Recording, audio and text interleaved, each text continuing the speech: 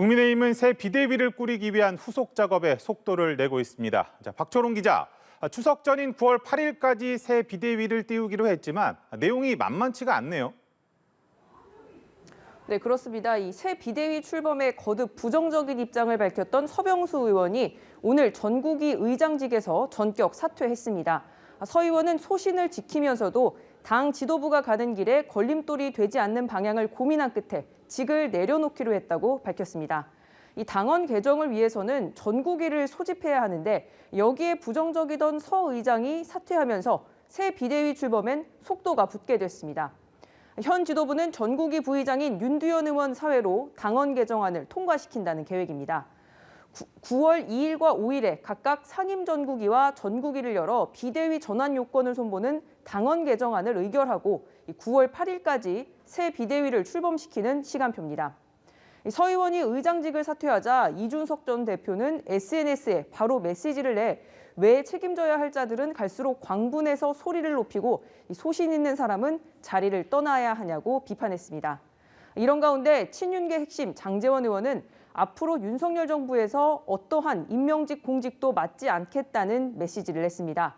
지역구 의원으로서 책무와 상임위 활동에만 전념하고 개파 활동으로 비칠 수 있는 모임도 일절하지 않겠다고 했는데 이선 후퇴 의사를 밝힌 걸로 풀이됩니다. 자, 더불어민주당 이재명 신임 대표가 취임 사흘째인 오늘 권성동 원내대표를 만났는데 종부세 예산 삭감 문제를 놓고 신경전이 팽팽했다고요?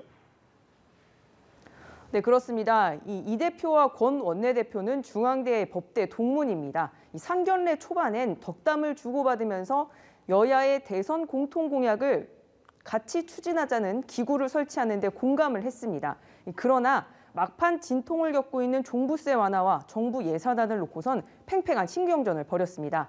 내일 개막할 정기국회가 순탄치 않을 거라는 걸 예고하는 대목이었는데요. 직접 보시겠습니다.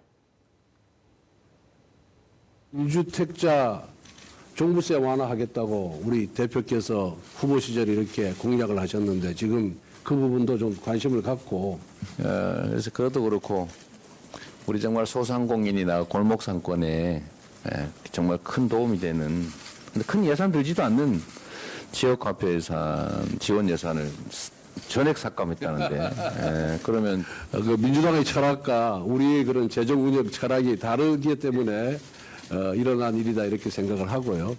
서민의 눈물을 닦아주는 게 정치라면서요. 아, 그렇죠.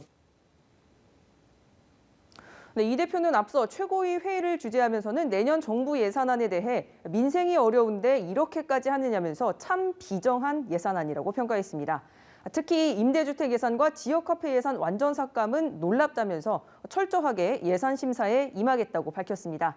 민주당은 정기국회를 앞두고 의원 워크숍을 열어 대응 전략을 논의했습니다.